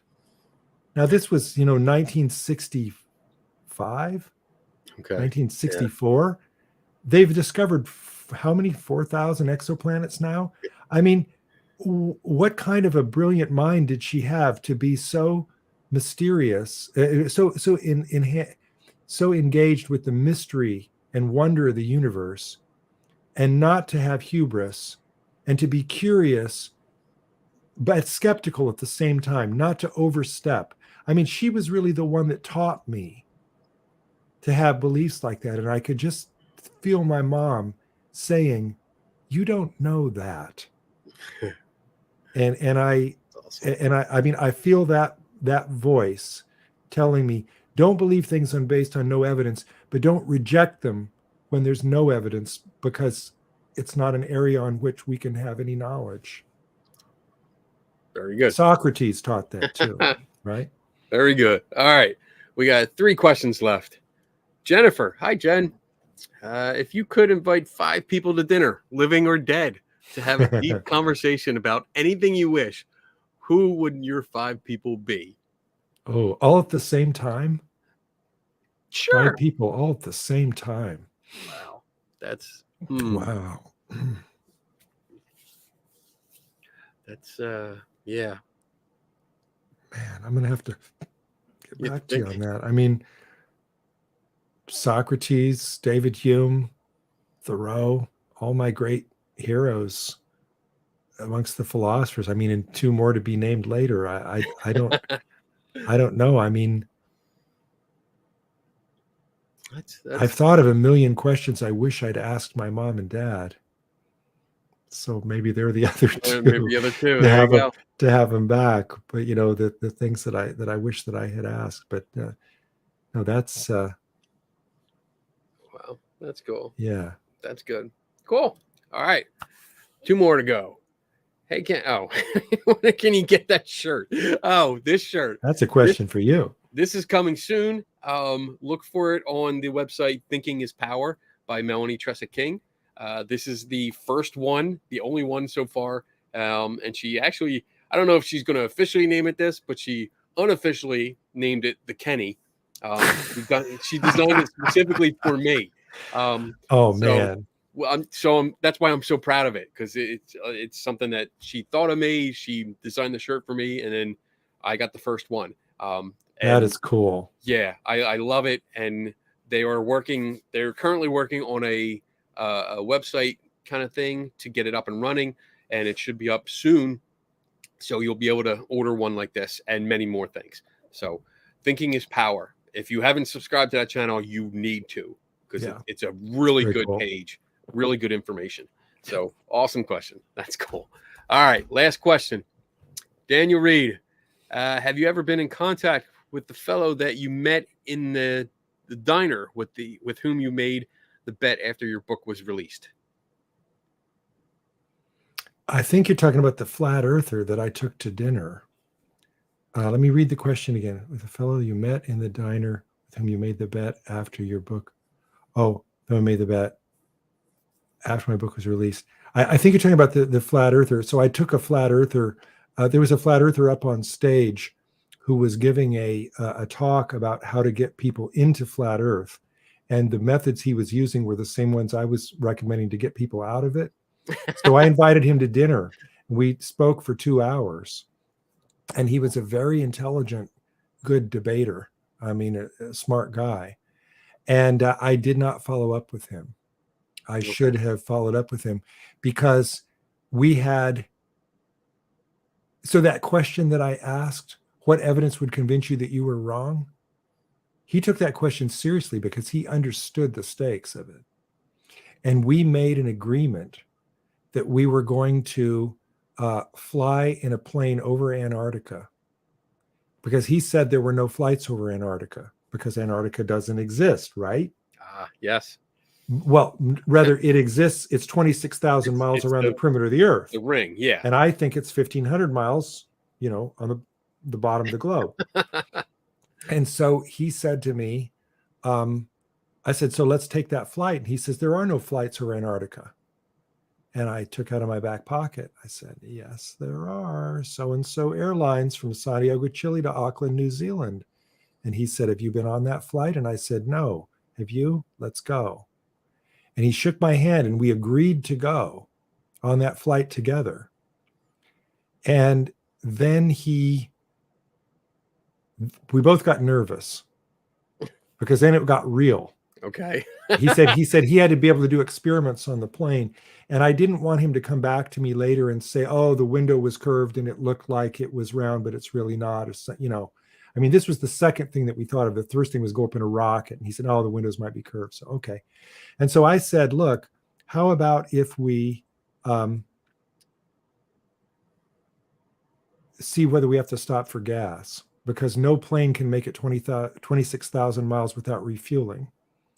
So if we have to stop for gas, then you're right. If we don't have to stop for gas, then I'm right. And he shook on it, and we were going to go. And I'm thinking, Discovery Channel, Fame, I'll be dining out on this forever. And then he took it back, because he said that maybe the short answer, I tell the story better in the book. The short answer is that he felt that the entire history of air travel might have been a hoax, that no plane ever had to stop to refuel, but they did it just to pull the wool over our eyes against the day when I was trying to convince him to take this flight with me. Wow. Now, if I had been smart, I would have taken his email, taken his information, and followed up with him. But I didn't, and I should have. So the answer is no. I never did. I never have been in contact. He did send me, he did comment on something that I wrote about Flat Earth one time. He was offended. Because the first thing that I did, of course, when I got back was I wrote about it, so I ruined all the trust that I had built. So it makes it very hard to contact somebody in good faith after you do that. But there was another guy that I had a long conversation with at Flat Earth. He died. He died of COVID because he was also an anti-vaxxer. So, I learned later that it was arrogant of me to think that I could go in there, meet him once, build trust, and convince him of anything. If I'd really been smart about it, I would have taken their information, befriended them, kept in close touch, seen them over and over again, and see if I could make it work. Right. I didn't do that. That was a mistake. Oh, well, we learn as we go. Yeah. And that's a lesson that you learned. And over time, that's a lesson that I learned about that approach. So do you follow up long-term with some of the folks? Yes. Yeah. I do. I definitely it's do. It's a much better way. I keep in touch with quite a few people where it's like, hey, like just checking in, seeing how you're doing, send them a message once in a while. That's how it's done, man. That is how it's done. Read the Rising Out of Hatred. It's a riveting book. Yeah. That's how they did it. Yeah. Cool. All right. We are at the end of our show.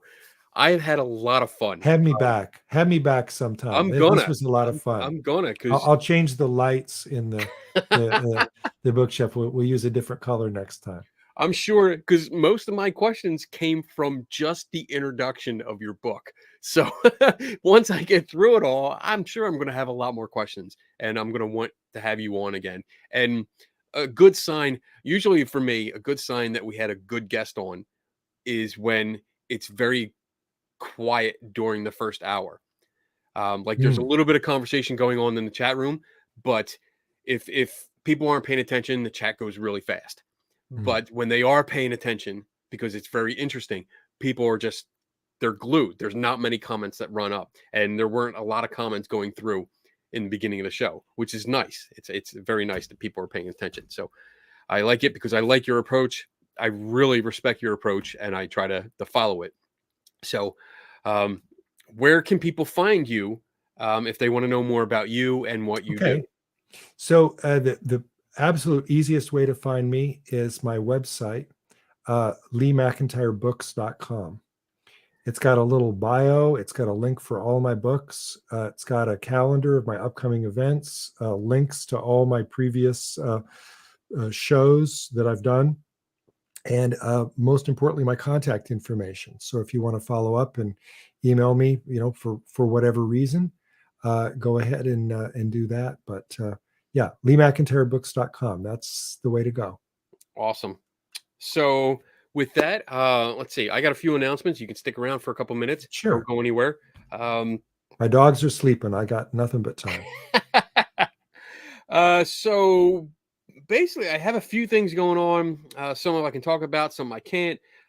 Next week, for Skeptical Help Bar, I have another guest, which she was also at SHBCon. Her name is Erin Lewis. That's her author name. She's an author and a writer, and she's written a couple articles. Actually, the connection here is Melanie. Again, Melanie Trecek-King, because I found Erin because she wrote a article about Scooby-Doo, the cartoon, and had mentioned Melanie and her website on it. So I got to meet her at SHBCon, and we've been talking. We've actually been talking lately a little bit more, and she's going to be on the show next week. So I'm looking forward to that. That should be really fun.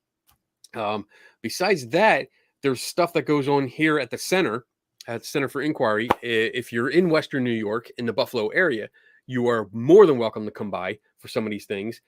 Let's see, the 14th, on January 14th, there is, and I'm going to try and say this right, a Satanbration. So it's something that's going on here. It's hosted by the Satanic Temple, and it is pretty much like a meetup night. Come out here. I'm not sure what else is going on. I've never been to one of these before, but I will be here because I heard that there's free food, and that's how you get me to go to a conference or any kind of event. You offer free food, I'm there. Besides that, on the 19th of January, I will be here speaking to the Western New York CFI group.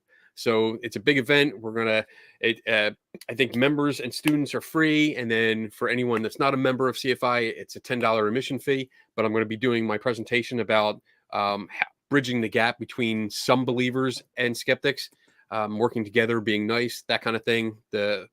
Almost the same presentation I did at SHBCon, but just a little bit more because I have more time. Besides that, let's see, next month, tune in for Three Tortured Souls. February 1st will be our next show. And I forget the topic that we're talking about, but it's Tim's turn. And I forget what we're doing. I'm hoping he puts it in the private chat and that I can read it off and make it sound like I know what I'm talking about, but it's not. Oh, time slips. He put it in the chat room. There you go. We're going to be talking about time slips and getting into that and some of the science behind that. So with that said, Lee, thank you again. I appreciate it. I had a lot of fun. Good. I'm glad you did. It's such a good conversation. I love it. Your talk was inspiring.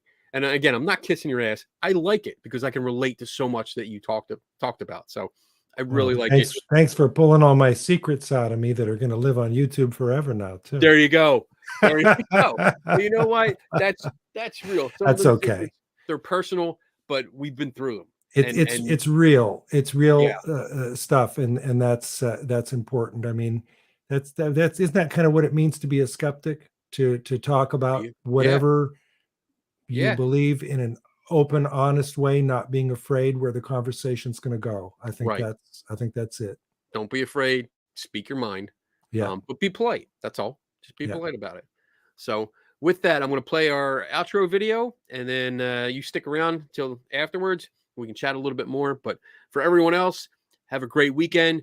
Be nice, and remember, never stop learning. And I'll see you next week.